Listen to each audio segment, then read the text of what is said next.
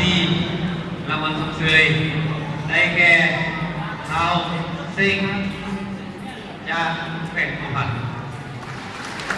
ซิงคือ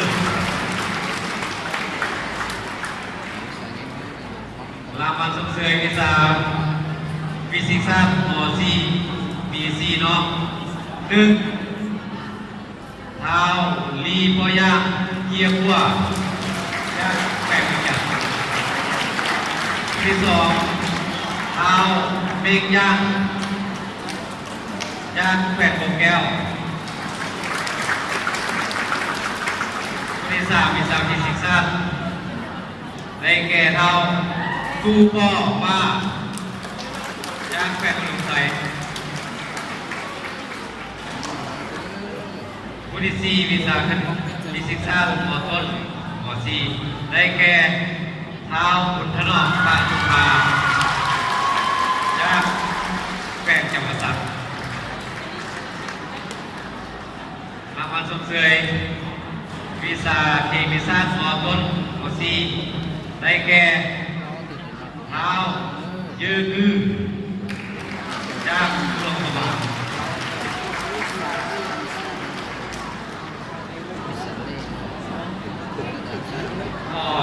ยังมันกลางไปแล้วเนาะ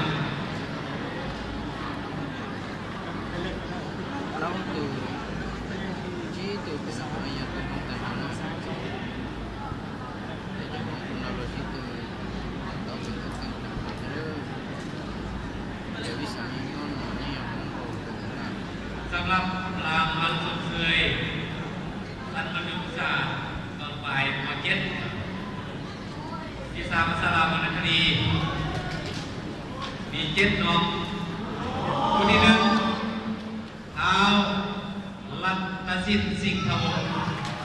จากแผ่นสุพรรณตอนนี้เป็นตัวแทนเป็นที่ตั้งตัวที่ในส่วนเกียรติ2015-2016มาปีนี้ก็ได้เข้ารอบเป็นรางวัลสมเชยหน่อยผู้ที่2เท้า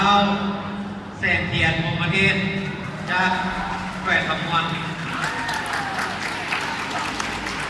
ผู้ที่3ได้แก่นางแพนที่ไรพรจากแผ่นแก้วผู้ที่4ได้แก่นางจันทรจันทวงศ์จากแผ่นสิบหวังผู้ที่5ได้แก่นางทิพย์อภรณ์สุริยวงศ์จากแผ่นสงสัยผู้ที่6ได้แก่นางพรสวรรค์เตียงทองจากแผ่นสารพันผู้ที่7ได้แก่สมณีสุขวิสัยแก้วจากแผ่นอัมพฤกษ์จำนวนที่นั่งทางไปมีเท้ารัตนสินนักจักรสอนและนักจิตวิทยาที่เป็นตัวแทนเก่งๆในโรงเรียน2010การศึกษา16ในการนำเข้าเสียงม .4 ส่วนวิชาคณิตศาสตร์ม .7 และฟิสิกส์ศาสตร์ม .7 บ่มีนักเรียนได้รางวัลสมเชยย้อนผ่านคะแนนม .1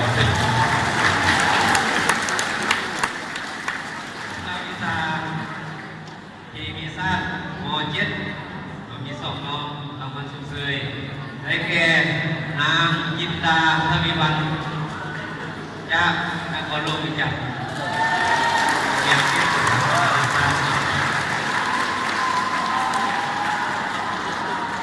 และเอาปอยางสัวเพียจากแผ่นใส่สบู่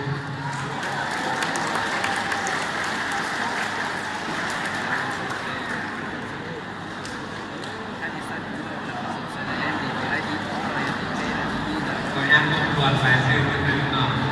รางวัลสมเชยชั้นม .7 มีเท้ารัตนาเท้าแสงเทียนนางแพงจักรสอนนางพิมพ์พรนางพรสวรรค์นักเรียนสุขวิสัยนางกินดาและเท้าพอยาง เป็นเกียรติมอบรางวัลให้แก่น้องนักเรียนที่ได้รับมาเป็นสุดเสยหน่อยก็เรียนเสยก็มันจะมาลองผู้จัดการสถาบันฟุตบอล